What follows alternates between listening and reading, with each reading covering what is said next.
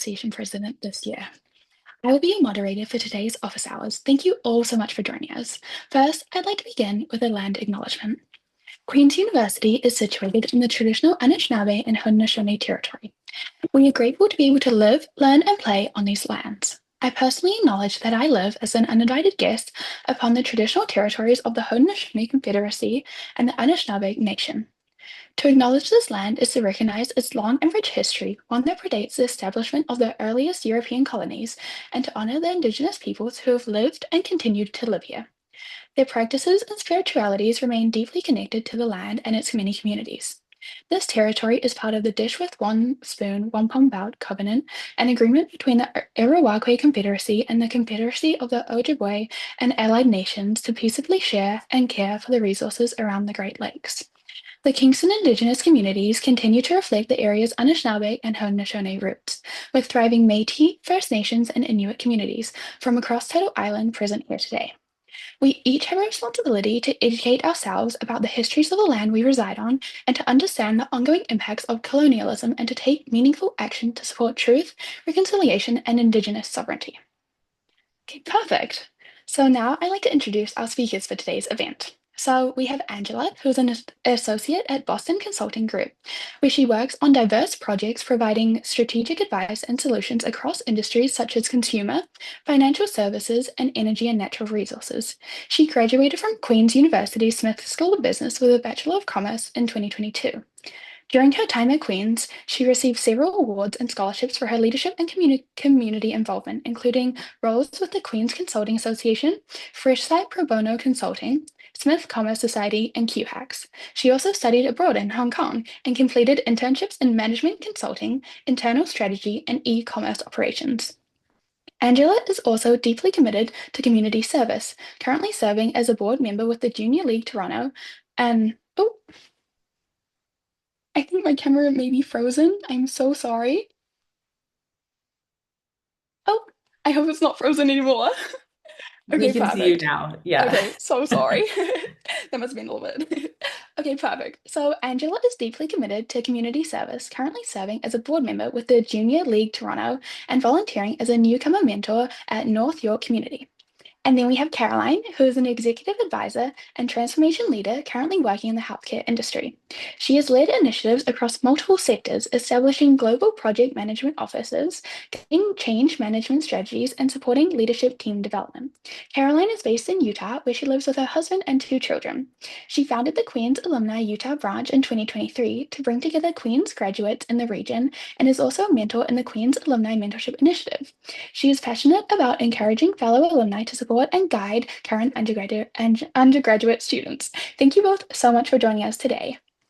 As for the format of today's session, we'll be starting with a moderated discussion based on a list of selected questions for about 25 minutes, and then we'll open it up to a Q&A from the audience. We'll aim to wrap up around 12:40 to 12:45. This is also a recorded event, but you won't be recorded unless you take yourself off mute to ask a question. Okay, so I'm really excited to dive into today's discussion, and I hope all of you are too, so let's get started. So, Ange and Caroline, can you tell us a little bit about the QUAA board and your role on it? Yes, I'm happy to kick it off. So the QUA board is made up of a group of very passionate and also diverse Queens alumni from different backgrounds, different industries, and different graduating years. And together we work to foster lifelong engagement between Queens and also the alumni community, both by supporting programming and also build spaces for connection, for mentorship, and giving back. And my role currently on the board is the co-chair of the Alumni Engagement Committee, where the focus of the committee is on strengthening and deepening the connections. So our committees will work on various different initiatives that really bring the Queen spirit to life. Things like helping to reimagine the branch of the future, working with the Queen staff, thinking about different volunteer opportunities where we can get alumni involved, as well as helping to bridge the connection of alumni and current students, such as the office hour that we're doing now, to allow the alumni to really share their time, expertise, and experience with other people. And I will pass it off to Carolyn to add. Sure, thanks, Ange. Yeah, my role on the board is very similar to Ange's. I sit on two committees, one really focused on alumni engagement and another focused on alumni recognition. So on the recognition committee, we work on the QUAA awards. And that's our recognition awards ceremony that we do every year to really celebrate, our alumni worldwide who have accomplished great things. So I'm really happy to support that. And then, weighing in on things like the QUAA grants that we give out and whatnot. So being on the board has been extremely rewarding and a great experience. Yeah, thank you so much for those insights. So, what is your vision for the board's relationship with students? Sure, I'll take that one. My vision for the board's relationship with students is really to be a mechanism that's friendly, approachable, where we can, be a resource that helps students and alumni feel connected to the broader Queens alumni community. One of the amazing things about being on the board and about volunteering, and giving back with Queens is you really do realize that there's so many of us out there. And I think that, the QA specifically, one of the things that we do really well is connect other alumni in with alumni of very similar interests. And whatnot. So I just want students to know that we're here to help you stay engaged. We want you to know that we exist and that, when you finish up your time with Queens, that doesn't have to be the end of your relationship with Queens. We're really here to be a resource for you, as are the alumni relations, talented department. So, please feel free to reach out and we're happy to point you in the right direction. Yeah, thank you so much for that. Mhm. So, why is volunteering important to you and what do you personally gain from it? Sure, yeah, I can take that one. So, volunteering is important to me because it's a way for me to give back to things that have given so much to me. So, I'll share a little bit about my journey with volunteering with Queens. So, I think it was about 3, maybe 4 years ago now. One of the individuals within the alumni relations team reached out to me on LinkedIn and just said, "Hey, I'm reaching out to alumni, want to, would you be open to having a conversation?" And I said, sure. And from that conversation, within a couple months, I had established the Queens alumni branch of Utah, which is where I live, and was able to connect with the 40 some odd, Utah alumni that we have here. I also got plugged into the mentorship program where I mentored, an undergraduate student for a couple of years, and then also, eventually made my way to the board. And so for me, that one conversation sparked such a depth of volunteer opportunities that I feel really grateful to be in the position that I'm in, which is, giving back to Queens, where I have such a fond, memory of my experience with Queens. I think, if I was to look back early on in my career, maybe, the volunteer work that I did after, I had left Queens, it was probably more motivated by me getting more experience, right? Trying to get more professional development experience that maybe I wouldn't have had the opportunity to do, through employment. And I think that's okay too. Your volunteer motivations change over time, and right out of university, being able to get that professional experience through volunteer work gave me, a leg up when I was applying for roles. So, that's one of the things that I like to encourage people to do is really just look at why you're volunteering. It will change over time. And that's okay. Just sort of understand that at the end of the day, you're giving back, and you're doing good just by dedicating your time to something that really you believe in. Thank you so much for that. Okay, this transitions into my next question. So, if I was a student interested in networking with a Queen's alumni, could you walk me through the first few steps I should take? Yes, I'm happy to take this one. And I would say first, I think it's wonderful that if students are already thinking about connecting early, I think one of the biggest advantages of being a part of this Queens community is just access to a vast and very supportive alumni network. Um, and I think the best place to start is actually through LinkedIn and also through your faculty, where you can find alumni who are in your program, have similar experiences as you, or have experiences that you're trying to learn more from. So I think you can take some time to actually reflect on what you want to learn, whether that's about a specific career path, about transitioning from school to the workplace, or really hearing about someone's personal stories to really identify those people in the background where they resonate with you.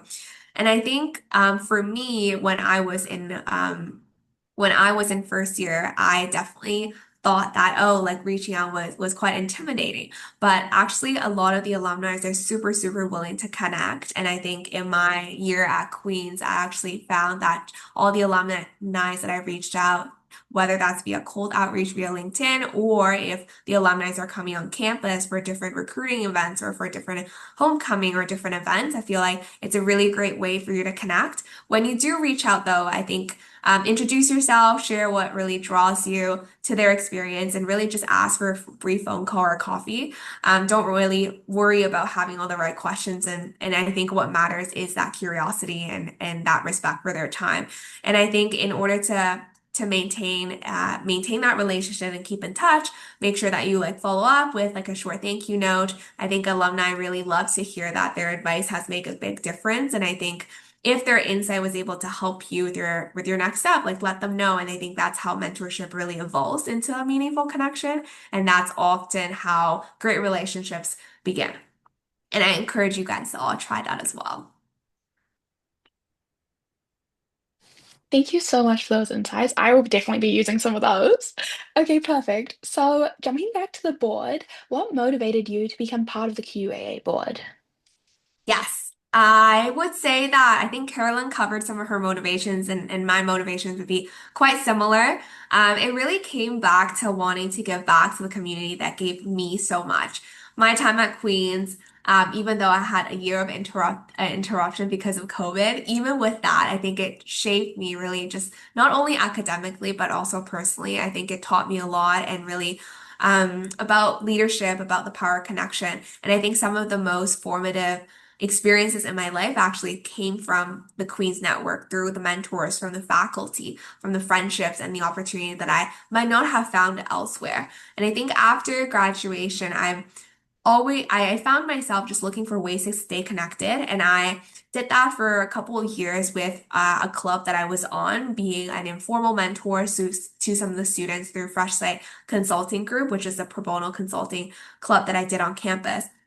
But I found out about QA because I thought it was going to be a natural fit and allow me to like contribute to something bigger and to really help others to experience the same support and connection that I benefited from. And I thought that being on the board would be a great way for me to amplify that impact, working with alumni that's very passionate about very, very similar causes, and to think about how do we actually expand the impact and how do we keep more alumni engaged, and also how do we offer more support to also students, current students as well. So, and I think I've learned so much from just working alongside inspiring alumni like Carolyn and like others who really share a passion for Queens and also for giving back. Perfect. So, what do you find most valuable about these mentorship roles? I can take that. The mentorship role that I had, I found it extremely rewarding. I think mentorship relationships work both ways. I think it's, the mentor benefits from the relationship just as much as the mentee. In terms of what was most valuable, it was really connecting with that individual and, being able to guide them in the right direction or in the right direction for them, right? To guide them, to help them feel confident in their decisions, to help them advocate for themselves.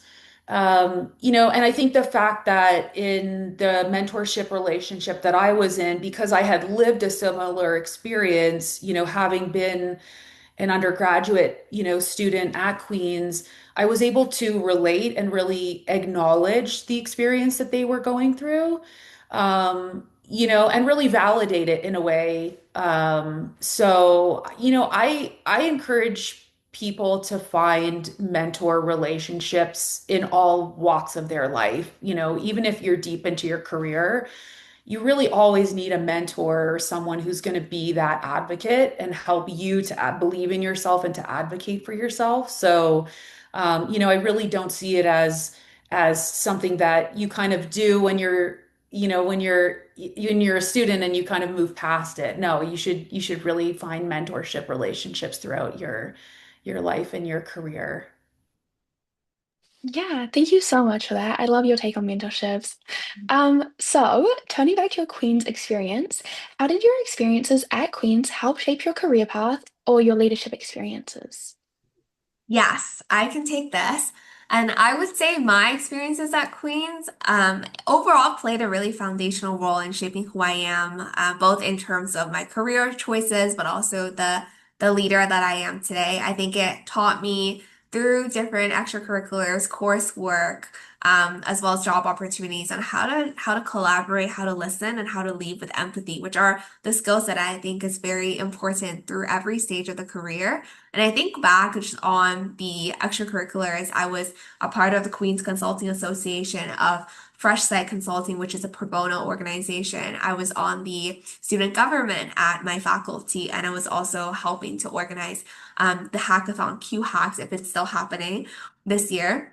But I think through all of those, that really gave me a chance to step up, to take initiative, and to overcome challenges. But even if I didn't know all the answer, I feel like I always felt supported through whether or not my peers or my faculty or the program in general and the people around me. And I think Queens, just at the time, I think Queens also really fostered a sense of community and curiosity that still continues to guide me professionally. It really encouraged me to seek different perspectives to support and I think most importantly to give back, which is all tied with my work back on the QUAA board. So I think in many ways, Queens not only prepared me for a career, which right now I'm working as a consultant, but also it shaped the kind of person that and the leader that I strive to be.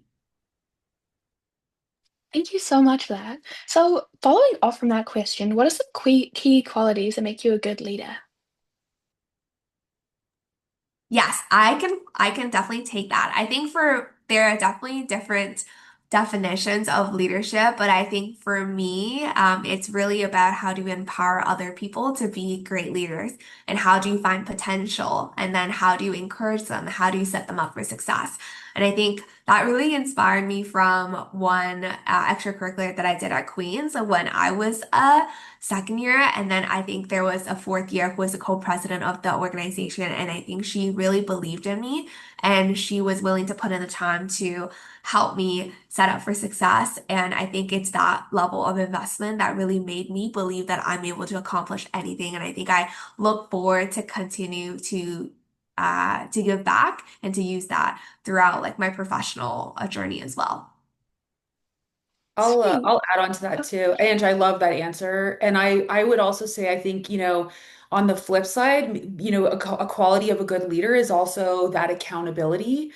That personal accountability, as you move into your career, you're accountable for your work areas. And I think was a good training ground, for me to really develop that sense of accountability because I was in charge of how well I was going to do at school, right? I was in charge of how much I was going to study or how much, effort I was going to put in. And that really, you learn that very early in your studies at Queen's. And if you carry that forward into your career, you realize that that's what's going to make you also a good leader going forward is having that sense of accountability, having that sense of drive. Regardless of what degree you get, there's so many opportunities out there for you to take your career where you want to go, but no one else is going to do that for you. You have to do that, for yourself and really drive yourself forward. So for me, I really learned that accountability lesson early on at Queens, and I think that's helped me to really shape the leader that I am now in my career.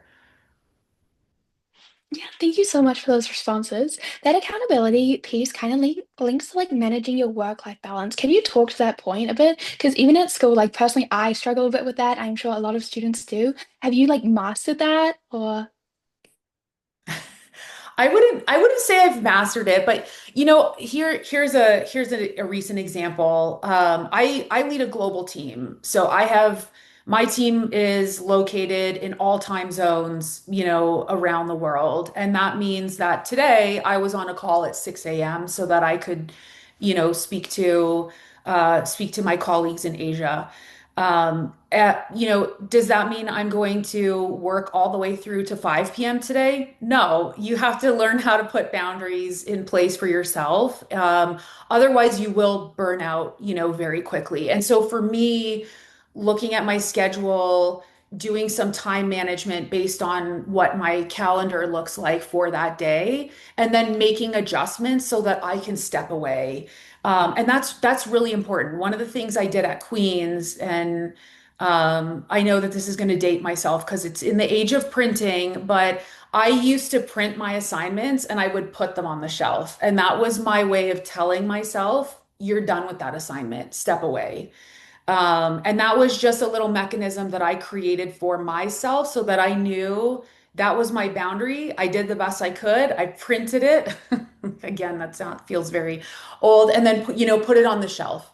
And so I'm sharing those examples with you really just to say, find where those boundaries are for you, right? Because you could iterate and you can go overboard, but you will end up expending energy that won't help you. You do need to rest, and that's important. So find what those mechanisms are for you to be able to say, okay, I'm done. I started my day at 6 a.m., I'm done. Or I put my assignment together. I'm happy with what I did. I'm done now. And, and then sort of step away and give yourself that opportunity to rest. But Ange, what were your strategies? Yes, I would say also like printing. I printed all my assignments too because Okay, thank you. I printed them and handed them in, and I worked as a TA, and I actually prefer to mark on paper instead of like marking Great. on the school portal. But I would say it's always about prioritization for me. So I think you can't have it all. I would say in terms of for me, I would really just list out, okay, what are the things that I need to get done from a work, from a personal, from an admin standpoint? What's the complexity and urgency of each of the tasks? And then how do I um, group them into what are the must do's versus what are the nice to have that I can delay to like, let's say later this week or next week. So I think it's just like having that mechanisms of internal tracking of, okay, understanding the prioritization, the urgency. And I think that really helps me to focus my effort on the most important tasks, whether that's school wise, which is a strategy that I use at Queens, but also at work as well. Thank you so much for those tips. I will definitely be applying some to my life.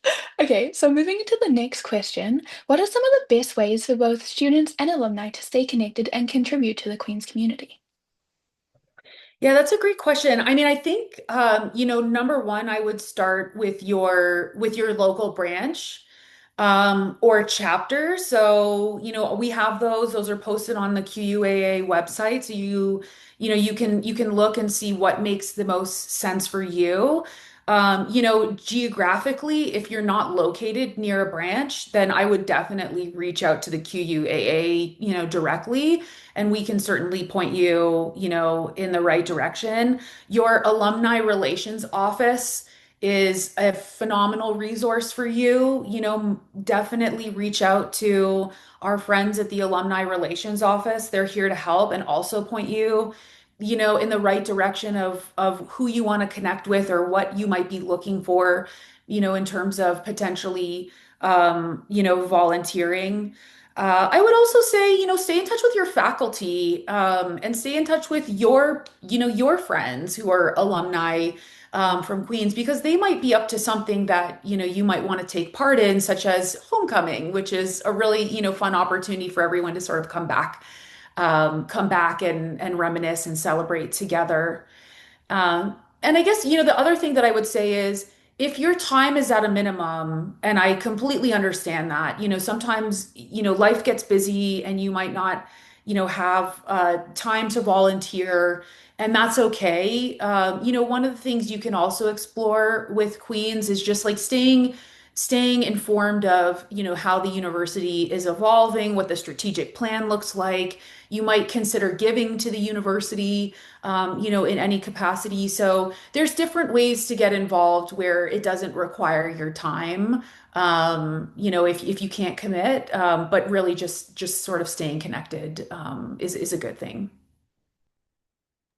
Thank you so much for our discussion. So now I'm going to open up the floor to any questions that anyone in the audience have, and we already have a bunch in the chat, so I can start asking those. So, are there any tips you have for recruiting for international roles and experiences? As in being recruited for a role? Is that the question? Yeah, yeah. Um, Yeah, I mean, I do hiring with my team that's situated globally. So, one of the things I would say, number one, and also I originated from Canada. I now live in the US. And when I was looking at, acquiring jobs in the US, I lived through that experience as well, just in terms of, trying to get a role in a new country. I would say number one, try to inform yourself about what immigration or visas would look like, right? What does a work visa look like in the country that you're applying to? What are the steps that you would have to do to sort of go through that in order to be able to work in a different location? And the reason why that's important is because oftentimes, particularly in the US, if you're filling out an application, it will ask you if you are, a resident alien or a US citizen. And so, you would want to, or if you have a visa, a work visa in place, so you would want to, have sort of a leg up to show that you've already got that work visa. Um, I think what I would do though, if you haven't got that far, what I would do is try to find out who the recruiter is or the hiring manager is for the role and reach out to them. And also, inquire about what regions they're hiring from.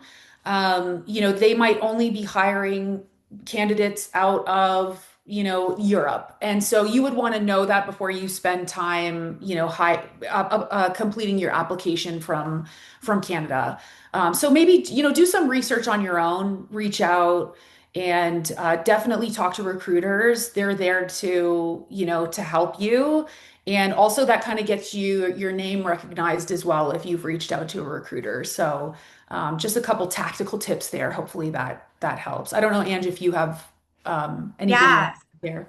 I think that's all fair point. The one thing that I'll add is I think I'm a huge advocate of LinkedIn, and I think you can find a lot of connections, whether that's, of course, prioritize Queens alums that definitely have international experience, have worked the jobs that you're looking to recruit. But I think otherwise, you can also reach out to other Canadian institutions, because I think they can walk through like how was the visa process like for them, or whether that's in the States or in Asia or in Europe. So I think it's finding people with similar background just so that they walk through the same path that you're going to take, and then they can offer some valuable advice.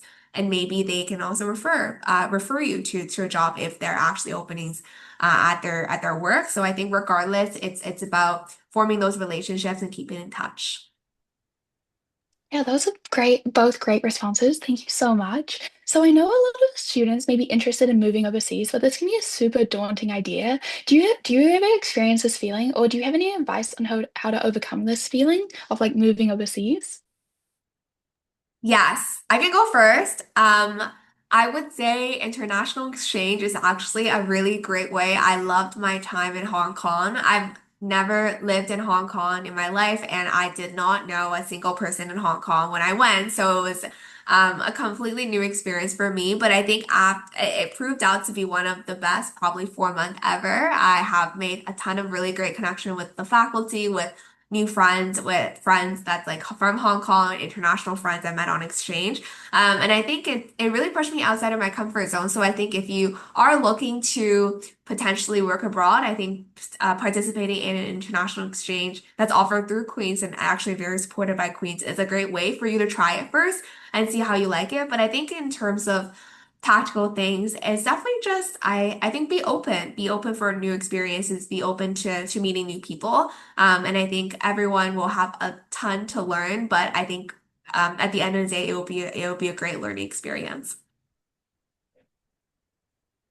Thank you for those tips. So there's another question in the chat. So once I find a mentor, what are some basic questions I can ask?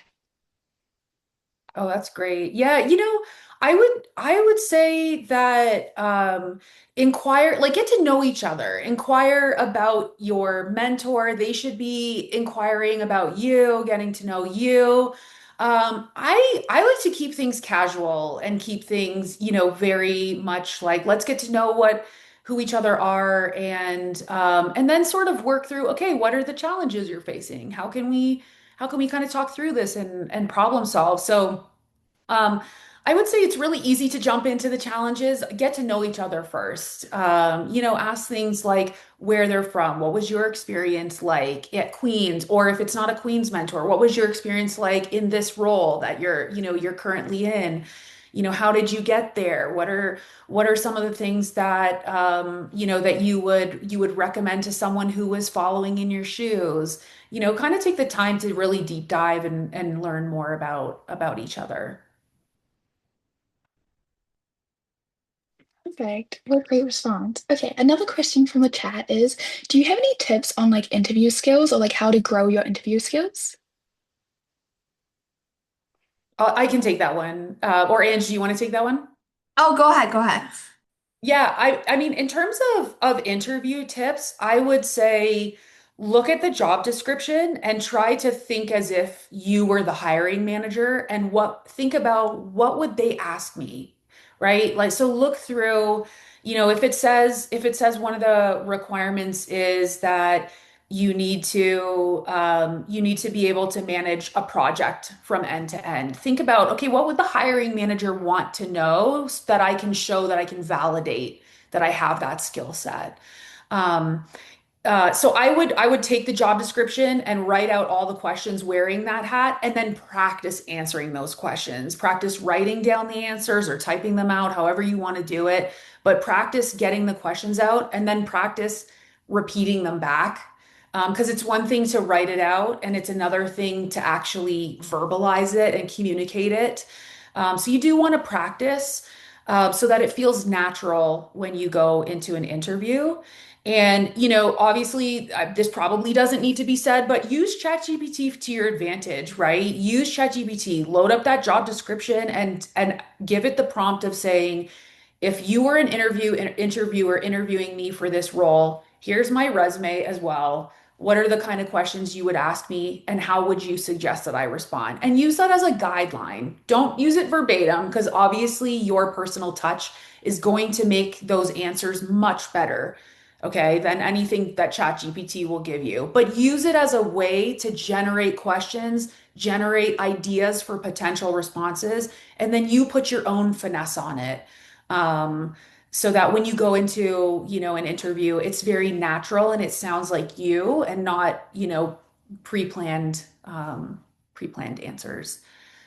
Ange, did you have any other suggestions on that one? Yes, I would more so point out to resources. So I know if you're in the Smith faculty, there's the Career Advancement Center, which actually preps you for the interviews. And then if you're not a Smith student, there's a Queen's Career Center, and they're actual full-time dedicated staff.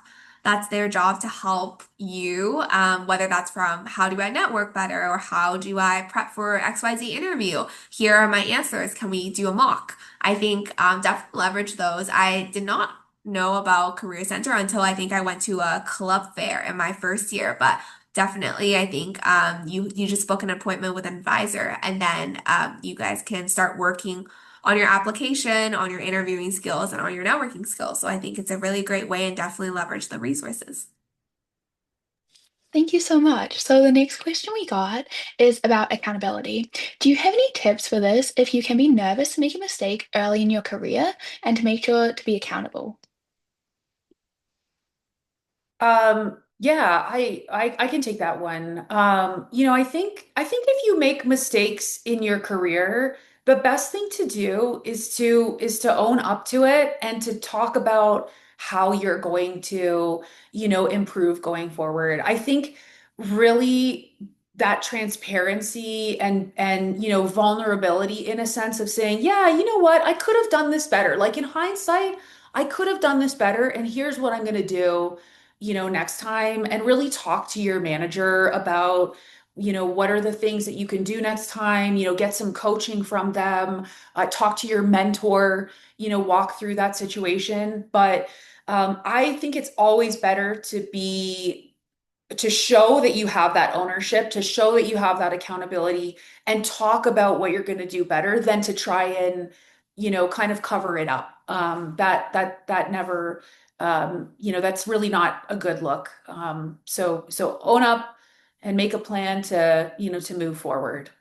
Ange, do you have any suggestions on that one as well? No, I totally agree. And I think that's the approach that I currently do with my manager. So we have like bi-weekly touch points, and then every touch point I'll generally present, okay, here's like how I think I'm performing, like here are some of my strengths and here are some of the areas I'm focusing on. And then I'd actually be really open to ask for feedback. And I think having that, and then once you guys can come up with a plan of like, okay, for these areas for development, how are we going to work together over the next X number of months to address it? How are we going to give you opportunities? So I think it's also being proactive because then you are actively treating that as an opportunity and treating your manager and your peers as as valuable input to help you grow in the role.